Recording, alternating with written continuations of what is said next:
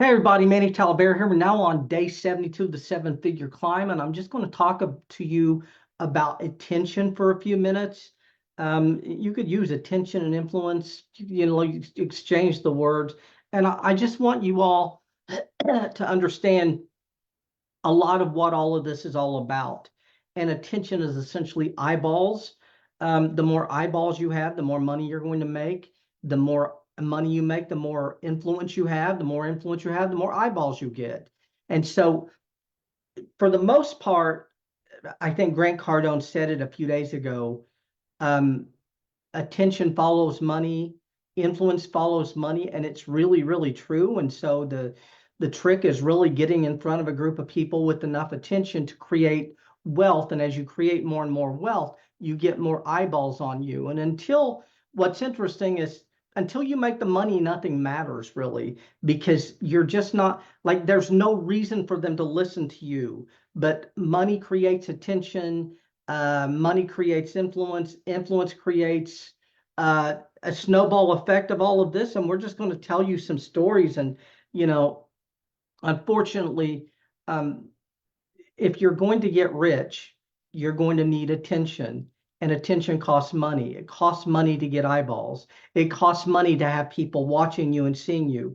Um, the people, the toppest, like if you go and you study the toppest people in our marketplace, look at how many followers they have. And I can tell you within reason that all of the person with the most followers is going to have the most money, and then it's going to come down. And so in our space, you could look at Grant Cardone is Tai Lopez is one, Grant Cardone is two.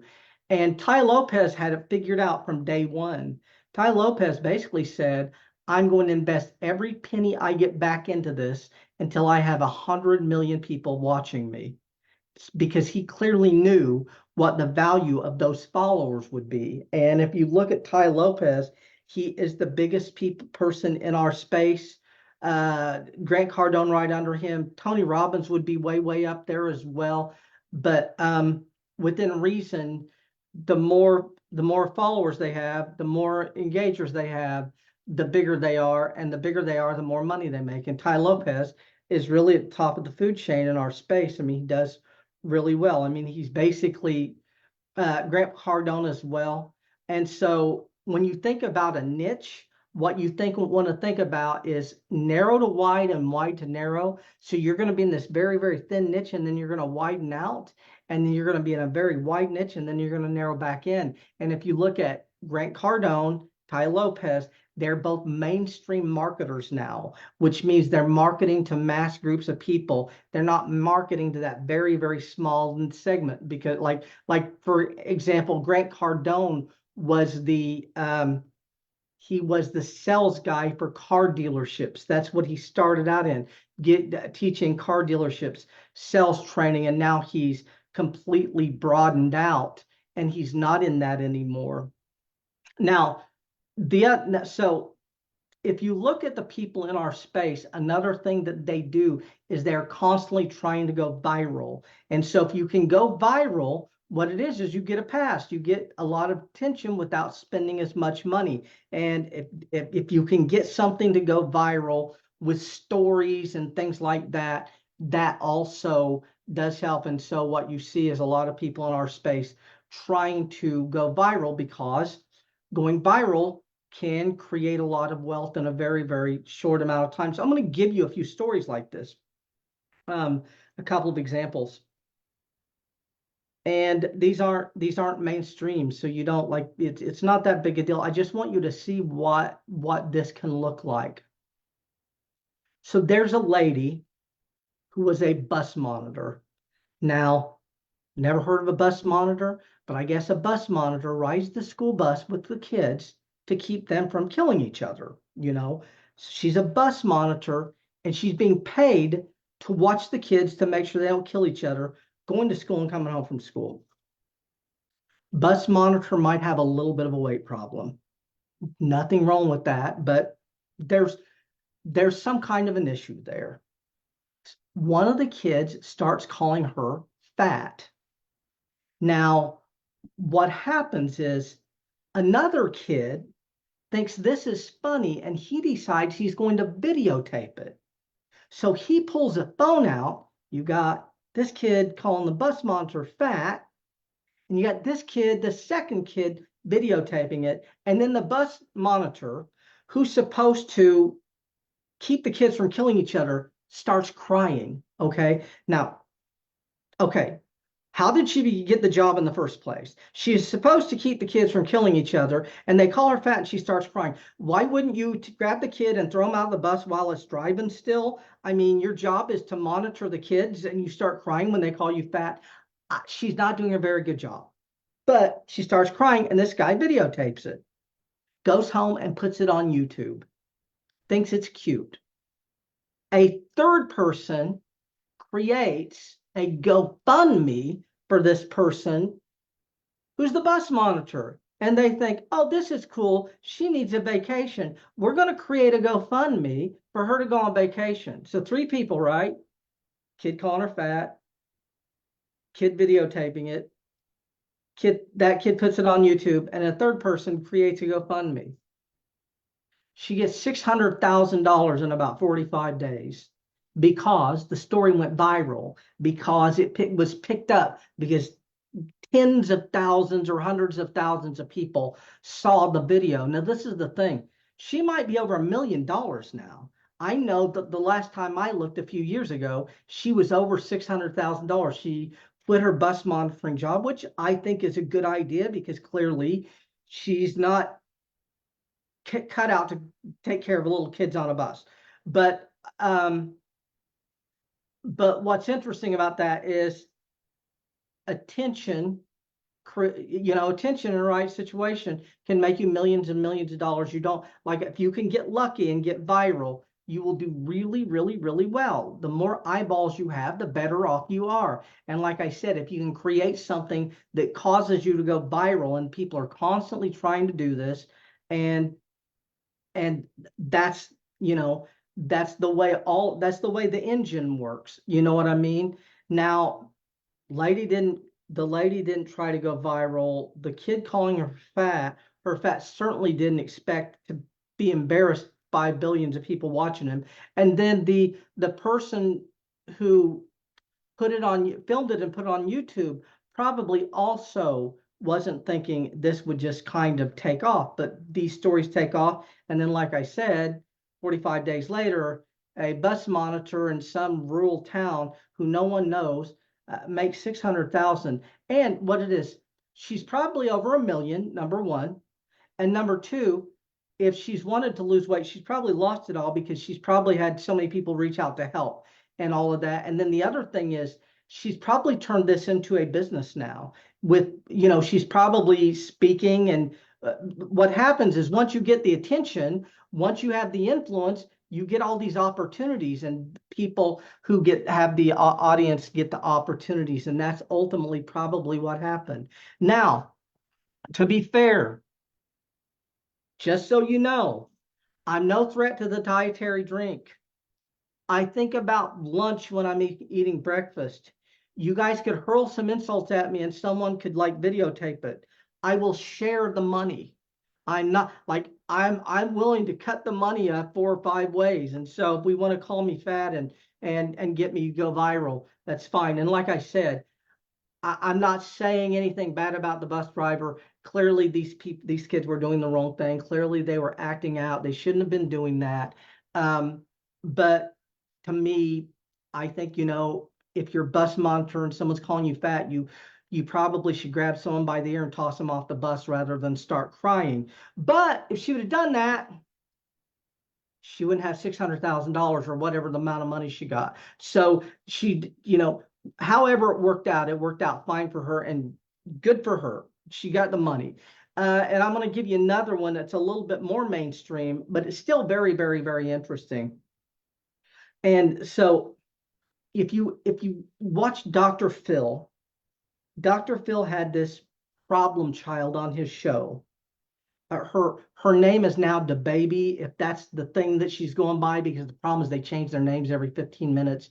And when she was on the Phil show, she was like 13. And she became a sensation. She became famous in a niche. She became famous to a group of people.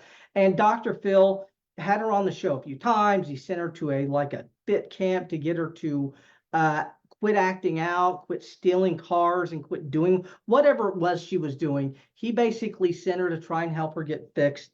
But what happened is Dr. Phil made her famous. And she became super famous, and apparently she became famous in the rap world. And she, and like I said, took her a few years. And like I said, she was on Dr. Phil when she was 13 or 14, and she was a problem child doing a lot acting out. Um, by the time she was 18, she was already super rich and super famous. But what's very interesting, the month after she became 18 years old, so she had this period of time where she's building a huge, huge, huge following.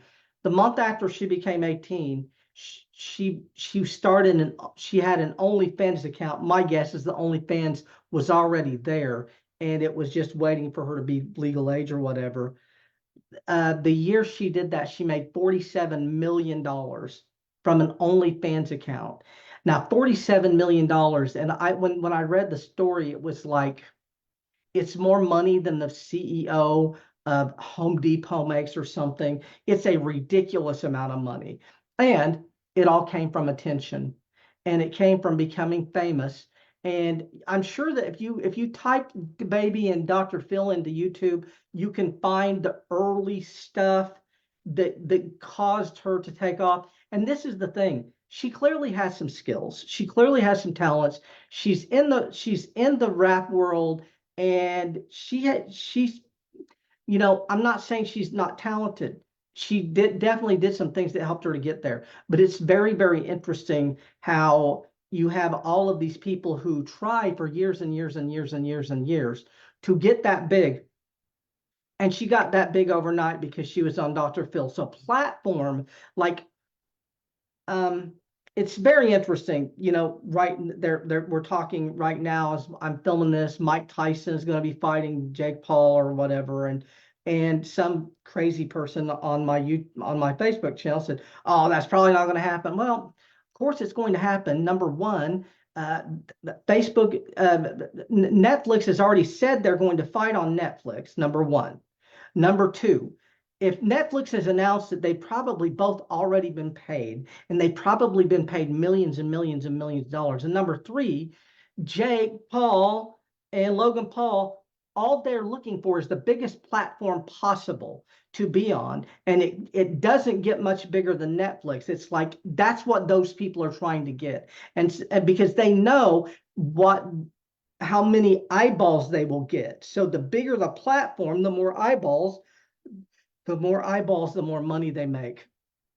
And so when you're thinking about all of this, think about platform. And like I said, you have all these people who are in the rap world or the music world, and they try for years and years and years and years and years, and they never make it. And you have this baby, because she had a platform with millions and millions and millions of viewers. She became very, very famous to a group of people.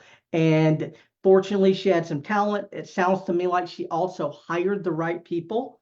Um, and that's like I think that helps a lot. Like, management is everything when you get big like that. And so there were some people who were really smart in her corner. She had the right people in place, and that worked out for her. And by the way, as a side note, Jelly Roll, who is super big now, he struggled, I think, for 12 years. Uh, they rode around. They basically rode all over the country in a van. They slept in the van a lot, and then they would sleep wherever they could sleep. They would go to a gig and sleep somewhere like, at someone's house or apartment, and they spent a lot of time in the van. And he did that for like 10 or 12 years before he blew up. And he blew up because of what? So he blew up because of one YouTube video that went to 100 million views. When the video went to 100 million views, everybody reached out to him. So essentially, he didn't chase the like the movie the music producers and the talent people all came to him after that video hit 100 million views. No YouTube, no Jelly Roll. Jelly Roll's a product of becoming insta famous from one video, and that's how it happened. And I think the video might be at 300 million views, but that's kind of how he got built. And so, like I said, and so when you're thinking about all of this stuff, you just need to think about, you know, eyeballs and influence and getting and going viral and doing everything to be seen. And you got to be seen everywhere all the time because you never know the thing that will catapult you. And my deal is I know it's in reverse. I know I'm going to have to buy attention. I know I'm going to have to spend a lot of money. And once I spend a lot of money and make a lot of money, everybody will come back after the fact and start viewing my stuff. And so that's the reason I do all of this. But we are going to end out and we will see you all in the next video. And thanks a lot.